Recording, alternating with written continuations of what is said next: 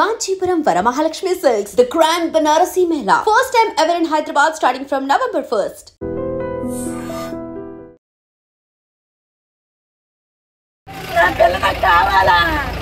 నా పిల్లల జాబ్ చేస్తున్నా కూతురు న్యాయం చెయ్యండి అమ్మా ఇంకో ఆడపిల్లని ఇలాంటి పనులు చెయ్యొద్దని చెప్పండి అమ్మా.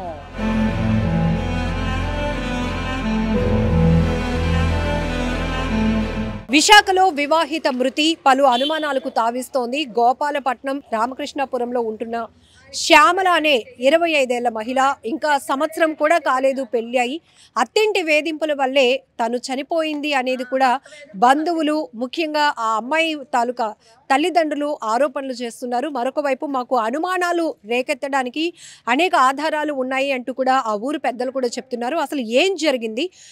డిసెంబర్ 6వ తేదీ వస్తే పెళ్ళయి సంవత్సరం అవుతుందంట. అంటే ఇప్పటికీ 11 నెలలు నడుస్తోంది.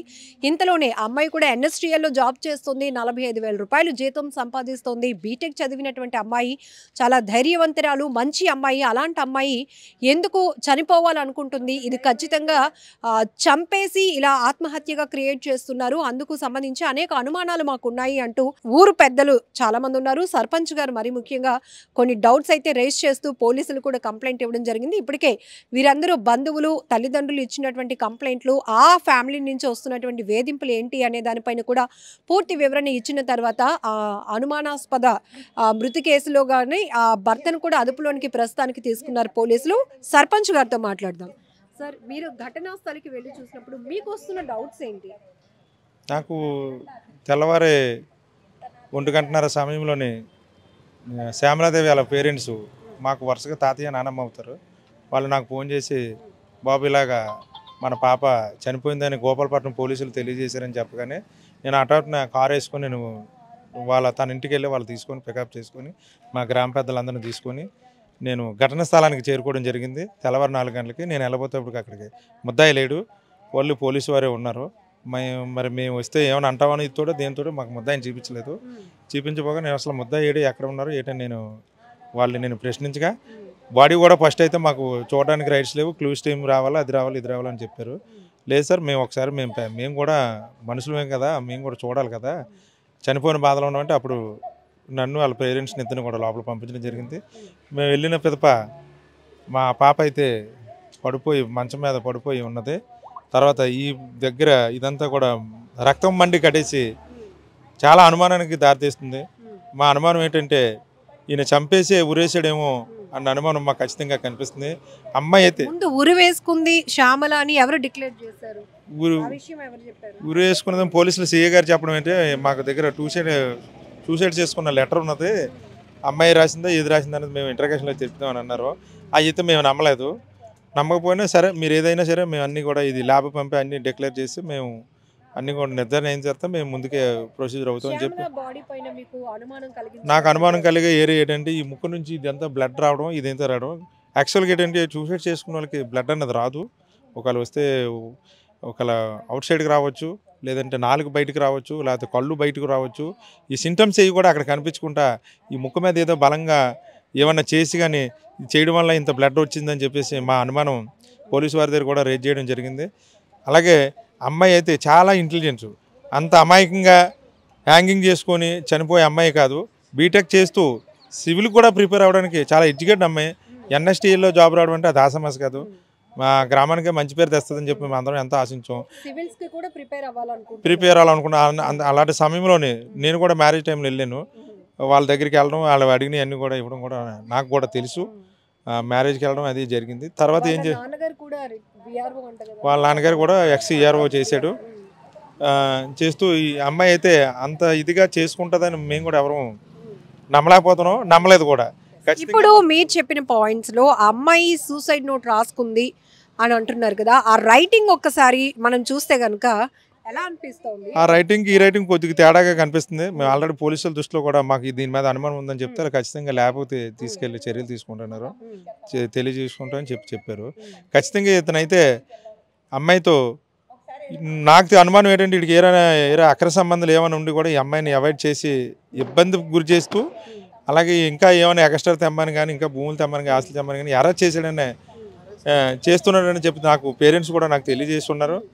ఇదన్నీ కూడా ఏంటంటే అమ్మాయి కొంచెం నిజాయితీ అయిన అమ్మాయి, కొంచెం పెద్ద కుటుంబం నుంచి వందాతనంగా ఉండే ఈ భర్త వేధింపులు బయటికి చెప్పుకోలేక ఇవన్నీ భరాయిస్తూ ఉంటూ వీటితో రోజు టార్చర్ భరిస్తుంది. మరి కానీ ఈ అమ్మాయిని ఖచ్చితంగా చంపేసాడనే ఖచ్చితంగా మేము నమ్ముతున్నాం. అంటే పెళ్ళి అయ్యి ఇంకా 1 year కూడా అవ్వలేదు, 11 నెలలు నడుస్తోంది. చాలా ఘనంగా కట్న కానుకలు ఇచ్చి పెళ్లి చేశామని కూడా ఆ తల్లి రోధిస్తోంది. ఆమె ఇప్పుడు ఆ బాడీ నుంచి తీసిన మంగళసూత్రాలు పట్టుకొని కూడా ఆ తల్లి రోధిస్తున్న తీరు చూస్తే చాలా బాధ వేస్తోంది. ఇవంతా కూడా చూస్తుంటే ఏమనిపిస్తోంది సార్?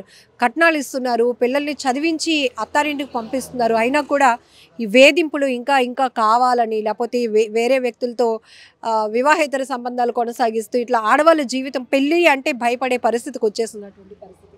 ఏం చెప్తారు? ఎలాంటి న్యాయం కోరుతున్నారు ఈ కేసు విషయం? ఖచ్చితంగా ఇలాంటి దుర్మార్గులకి కఠినమైన సెక్షన్లు ప్రభుత్వం వారు తీసుకొచ్చి, పోలీసు వారు కూడా సెక్షన్లు వేసి కఠినమైన శిక్ష విధించి యావజ్జీవికర జైలు శిక్ష వేస్తేనే ఇలాంటి చేయాలంటే మరికొక ఆడపిల్లలకి ఇబ్బంది పెట్టాలంటే ఇవాళ మా ఆడపిల్ల నష్టపోవచ్చు. సరే రేపొద్దున ఏరే అమ్మాయికన్నా ఏరే ఆడపిల్లకైనా ఎవరికి కూడా ఇలాంటి అన్యాయం జరగకుండా ఉండాలంటే ఇలాంటి వారు ప్రభుత్వం మంచి చట్టాలు తీసుకొచ్చి వీళ్ళకి శిక్షించాలని చెప్పేసి మా తరఫున కంప్లైంట్ ఇచ్చిన ఆధారంగా పోలీసులు అతను ఏమైనా అదుపులోకి తీసుకున్నారా? ఎక్కడున్నాడు ఆ వ్యక్తి? పోలీసులు మేము ఆల్రెడీ మా అదుపులో ఉన్నాడు, మేము ఆల్రెడీ ఆయన్ని మా కస్టడీలో ఉన్నాడు, మేము అరెస్ట్ చేసి జైలు పంపుతామని మరి మాకు తెలియజేశారు. ఇంకా మరి బాడీ పిఎం కూడా అవ్వలేదు. ఇది ఏదైనా రేపటికి మాకు ఒక అవగాహన వచ్చిన తర్వాతే మేము ఏదైనా తదుపరి ముందుగా అడిగేసి పోలీసుల మీద కూడా మా ఒత్తిడి పెంచుదామని తెలియజేస్తున్నాం. సో ఇప్పుడు శ్యామల మృతిపై సర్పంచ్ గారు వ్యక్తం చేసిన కొన్ని అనుమానాలు చూస్తుంటే, ఫస్ట్ ఆమె రాసినటువంటి లెటర్ ఆమె రాసింది అన్నట్టు అక్కడ చెప్తా ఉన్నారు. బట్ ఆ రైటింగ్ చూస్తే 10th క్లాస్ కూడా చదివి ఉండే వాళ్ళు కాదు అనిపిస్తుంది. ఒకసారి మనం ఆ లెటర్ చూపిద్దాము, ఆ రైటింగ్ ఒకసారి చూపిద్దాం. ఫోన్లో ఉన్నటువంటి రైటింగ్ తను ఏం రాసింది, ఎలా ఆ రైటింగ్ ఉంది, స్పెల్లింగ్ మిస్టేక్స్ కూడా చాలా ఉన్నాయి. ఒక బీటెక్ చదివిన అమ్మాయి, NSTAలో జాబ్ చేసిన అమ్మాయి, సివిల్స్కి కూడా ప్రిపేర్ అవ్వాలి అనుకుంటున్న అమ్మాయి, ఆ రైటింగ్ ఎంత ప్రొఫెషనల్గా ఉంటుందో మనకు తెలుసు. అలాంటిది ఇక్కడ జస్ట్ మీరు కెమెరా జూమ్ చేసుకుంటే ఇందులో మీరు ఎస్ ఇక్కడ మనం చూడొచ్చు, శివ నన్ను క్షమించు, నీ జీవితంలోనికి వచ్చి నేను డిస్టర్బ్ చేశా, నేను జీవితంలో ఎన్నో సాధించాలనుకున్నా కానీ నా జీవితమే నాకు అన్నీ నేర్పింది. ఏది జరగదు అని నువ్వు చెప్పినట్టు ప్రాణం తీసుకోవటం అంటే అంత తేలిక కాదు. ఎన్నో ఆలోచనలు చుట్టూ ముడతాయి, నా వాళ్ళు బాధపడతారు. ఇక్కడ వాళ్ళు అనేది కూడా చూడండి, ఆ రైటింగ్ ఒకసారి.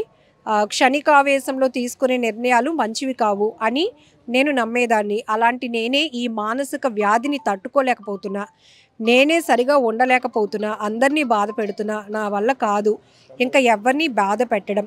అమ్మా నాన్న అన్నయ్య అనే స్పెల్లింగ్ కూడా మనం జస్ట్ చూడొచ్చు. జస్ట్ ఇవన్నీ మనం అబ్జర్వ్ చేయడానికి వీళ్ళు అనుమానం వ్యక్తం చేస్తున్న దానికి, ఒక బీటెక్ చదివినటువంటి అమ్మాయి, సివిల్స్కి ప్రిపేర్ అవుతున్నటువంటి అమ్మాయి తెలుగు కూడా రాయలేని పరిస్థితిలో ఉంటుందా? అన్నయ్య అని రాసుంది ఇక్కడ. ఏమైనా అంటే దయచేసి బాధపడకు, వాళ్ళు చాలా మంచి వాళ్ళు. ఇక్కడ మంచి వాళ్ళ దగ్గర కూడా మీరు రైటింగ్ అబ్జర్వ్ చేయొచ్చు. అలాగే అత్తయ్య మామయ్య వాళ్ళని క్షమించమను, నేను వాళ్ళకి సేవ చేయలేదు సరికదా, బాధ పెడుతున్నా, నువ్వు జాగ్రత్త, ఇంట్లో అందరినీ బాధ పెట్టకుండా చూసుకో, వచ్చే జీవితం అంటూ ఏదైనా ఉంటే నీకు ప్రియమైన వారిగా పుట్టాలి అనుకుంటున్నా, నీకు ప్రియమైన దానిగా లేదు అంటే నీకు మళ్ళీ వైఫ్గా పుట్టాలి అనుకుంటున్నా. ఇట్లాంటి పదాలు జనరల్గా వాడుతూ ఉంటారు ఒక ఎమోషనల్లో ఎవరైనా ఉంటే. నాకు జరిగిన దానికి నా అతి ఆలోచనే కారణం, దీనికి ఎవరు బాధ్యులు కారు. ఇక్కడ ఎవరు అనేది కూడా మనం స్పెల్లింగ్స్ చూడొచ్చు. నా భర్తని ఏమైనా ఇబ్బంది పెడితే వాళ్ళు ఎప్పుడు నన్ను ప్రేమించలేదని భావిస్తాను, ఇట్లు నీ శ్యామల. బీటెక్ చదివినటువంటి ఆ అమ్మాయి. ఎస్. సో ఆ అమ్మాయి రాసినటువంటి రైటింగ్ జస్ట్ మీరు అబ్జర్వ్ చేయడానికి మనం పెట్టాము. అమ్మా నాన్న అన్నయ్య ఇంకా నా స్నేహితులు నన్ను క్షమించండి, మీరు నాకు చాలా చేశారు కానీ నేనేమి చేయలేకపోయాను, పొరపాటున మిమ్మల్ని ఎవరినైనా బాధ పెట్టుంటే క్షమించండి, మీరు నాకు చాలా సపోర్ట్ చేశారు, నేను మీ అందరినీ బాగా మిస్ అవుతాను, కానీ మీరు ఎప్పుడు బాధపడకూడదు, అలా చేస్తే మీరు నన్ను ప్రేమించలేదు అని ఫీల్ అవుతా. ఇది ఎక్స్ట్రా లైన్స్. సో ఇది ఎప్పుడైనా ఇది ఎండింగ్ అయితే కనుక శ్యామల ఇక్కడ సంతకం పెట్టాలి. నెక్స్ట్ ఇంకోటి ఉంది మేడం, ముందు రాసినప్పుడు లెటర్కి బ్లడ్ ఎందుకు అంటుకుంటుంది? ముందే లెటర్ ప్రిపేర్ చేసి పక్కన పెట్టుకుంటారు కదా. మీకు వస్తున్న అనుమానాలు అంటే తన భర్తే చేతితో పట్టుకున్నాడు కాబట్టి తన భర్తకున్న బ్లడ్ దీనికి అంటుకుని ఉండొచ్చు అని మా అనుమానం. సో రైటింగ్ ఈ అమ్మాయి రైటింగ్ అని మీకు అనిపించట్లేదు, అనుమానం వస్తుంది. ఆ అమ్మాయి రైటింగ్ అనిపించట్లేదు. అయితే పోలీసు వారు అంటున్నారు అదే మేము ఆ డౌట్ని రేజ్ చేస్తే మేము దీన్ని టెస్ట్కి పంపిస్తాం, ల్యాబ్ పంపిస్తాం, కంపేర్ రెండు మ్యాచ్ అయితేనే మేము యాక్షన్ తీసుకుంటాం, లేకపోతే వేరే విధంగా ఉంటుందని చెప్పేసి పోలీసు వారు మాకు హామీ ఇచ్చారు. And for more videos, please subscribe to iDream. Please subscribe to iDream. Please subscribe iDream. And please subscribe to iDream. For more videos, subscribe to iDream. please like, share and subscribe to the channel. Congratulations, iDream. Subscribe to iDream. Subscribe to iDream. So subscribe to iDream Media. iDream ki iDream team andarki huge congratulations. Please subscribe iDream Media. Please subscribe to iDream. Subscribe iDream. Please subscribe to iDream.